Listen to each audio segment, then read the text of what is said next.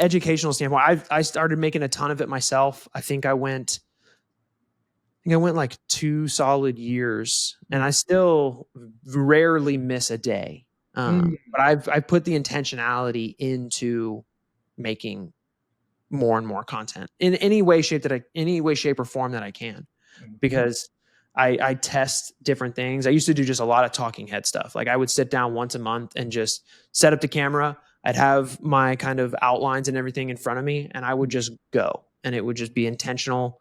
Once a month, I'd spend 3 hours. I'd sit down and I would do it all, and I would just get it out of the way. And my editor would edit everything, and then I'd post everything.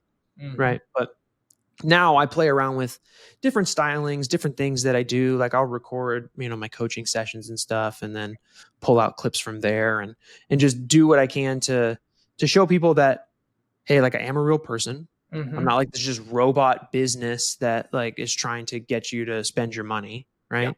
Hey guys, I do want you to spend your money with me. So, and I'm sure Brett wants the same thing, but I'm not this like mindless drone that just like is doing it because I'm supposed to do it. Yeah. Right. I'm doing it because I want to do it. But I think sometimes that's hard. And what I've more than seen and gotten actual feedback on this is that we kind of become, as what our businesses are, we're kind of like accountability partners for people. At least literally somebody told me that yesterday, like somebody that I work with a lot. She was like, Evan is, my accountability partner in me actually making content. Nice. And I never really thought about it from that perspective, but I thought that was pretty interesting. I don't know if you've ever experienced anything like that where somebody kind of just said like, hey, if you didn't do this thing for me, I wouldn't see myself doing it. Yeah. Well, actually, you've kind of been that for me recently, because making content and making ads and stuff like that is something that's kind of new to me.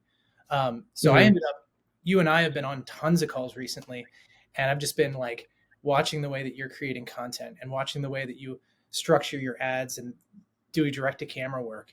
And so you've kind of been that accountability for me recently, in the sense that I'm like, yeah, it's been really good, because I don't love to just turn on the camera and start talking to it.